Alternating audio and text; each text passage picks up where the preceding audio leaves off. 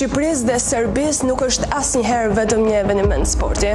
Një ndeshje futbolli aq më tepër nuk është asnjëherë një ndeshje futbolli vetëm. Madje ndonjëherë si 11 vite më parë, ajo nuk është as ndeshje futbolli.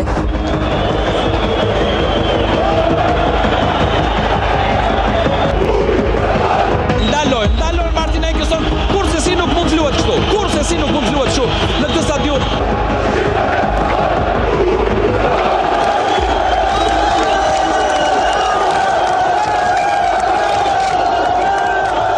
Ishte data 14 tetor 2014, një natë kur kombëtarja shqiptare duhet të luante thjesht futboll ndaj Serbisë në Beograd, por ajo përballje u kthye në histori. Kase dhe të forta! Jo për shkak të golave apo spektaklit që dy skuadrat duruan, pasi në fushë u luajt vetëm 40 minuta, por sepse ajo ndeshje u luajt gjatë, shumë më gjatë se sa 90 minuta. Dhe fakti që ende flasim për të sot, tregon se ndeshja 11 viteve më parë nuk ka mbaruar ende. Për ne protagonistët isha nisi më herët, më them që ajo ndjesia që ndoshta s'do shkote si një ndeshje normale apo si një natë futbolli. Rritja në Beograd ishte me na gjetin e një aeroport të boshatisur, më them. Më shumë ushtar, më shumë forca policore që prishin me autobusin jashtë, me ato makinat blindura, me ato makina policisë që na shkëshonin gjatë rrugës për tek hoteli. Një rrugë apo një autostradë boshatisur, më them, ndoshta 2 rrethime apo më shumë të hotelit me forca policore. Që kur u futëm në stadium në autobus, fillon të godit me shishe, pastaj atmosfera e tifozëve u pa vetë, nuk ka nevojë për koment.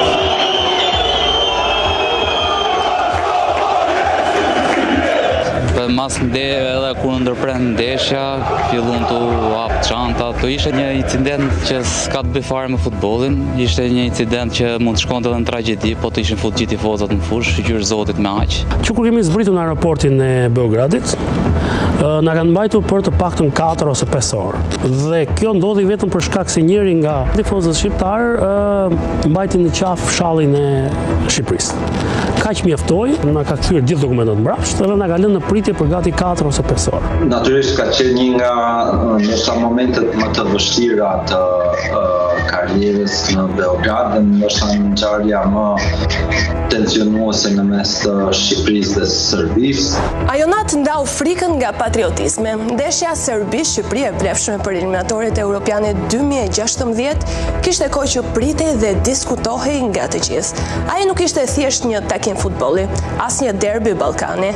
Ajo ishte përballja me kujtesën, me historinë. Ishin plag ende të pashuara nga ato që Ballkani ka prodhuar ndër dekada dhe shekuj. Mënyrën se si shkoi ndeshja, ndoshta në ato rezistuam në ato minutat e para, pasi nisën me eufori, ndeshjen me emocion, domethënë, dhe minutat ecshin, ndoshta ndeshja po shkonte në favorin tonë, arritëm në ato minutat, krijojmë dhe 1-2 raste me Canën dhe Mavrej.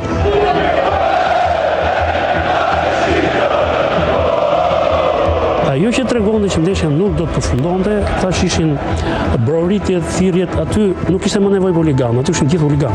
Mjaftoi vetëm ky dron me këtë hartë, me këto 2 fotografi e me këtë thirrje që pas 41 minutash lojë të tensionuara në një stadium si ai i Partizanit të Beogradit, të mbushur me tifoz të ekzaltuar më shumë nga historia shekullore që ndan 2 vendet sesa nga emocionet sportive, që të ndodhte ajo që të gjithë i druheshin dhe që të gjithë nuk donin që të ndodhte. Nuk donin, me gjithë krenarin kuqezi që u ndez në mënyrë të pashmangshme, ndërsa provokimet serbe nuk munguan që në minutat e para të ndeshjes.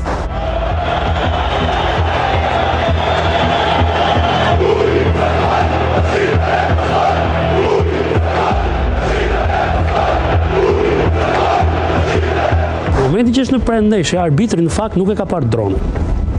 Arbitri ka ndërprerë ndeshjen për shkak të sendeve dhe flakadanëve dhe kapsollave të mëdha që po hidheshin në zonën ku ansja gollit do të ekzekutonte një rivënie. Po droni nuk është dalluar fillimisht, ne kemi kujtuar se dronin e ka futur regjia. Nuk e dallonin banderolën që kishte të bënte me simbolet kombëtare shqiptare, po ashtu 2 figurat historike të Shqipërisë, siç janë themeluesi i shtetit shqiptar Ismail Qemali dhe po ashtu përfaqësuesi më i denj që ka patur në atë kohë Kosova, që ishte Isa Buletini. u desh disa minuta ndoshta për ta kuptuar se çfarë kishte në dron. Fillim ishte lart dhe ndoshta ato brurimat nuk i kuptuam. Ai ishte droni i tyre që futen apo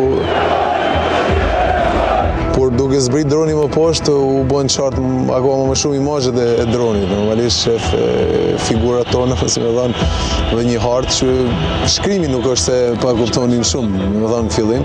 Pastaj ato vështrimat dhe një stadium që u elektrizu, si më thënë, po çmendeshin për ta ndaluar dron.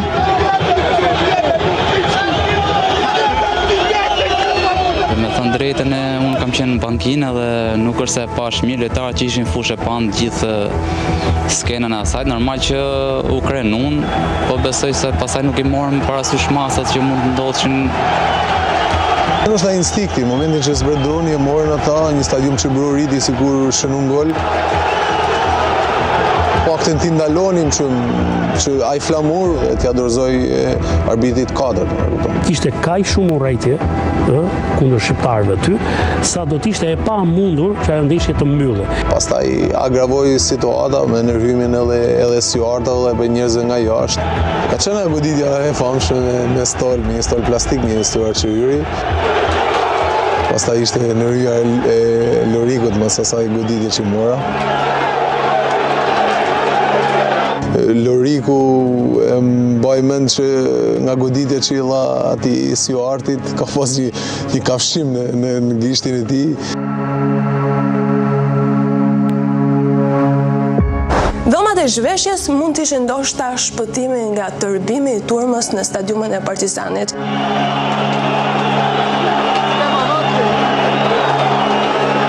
Shqiptarët nuk u dorëzuan, duke apeluar vendimin deri në kas. Gjykatë që ja ktheu mbrapsht vendimin e UEFA-s dhe i dha 3 pikë kombëtares shqiptare.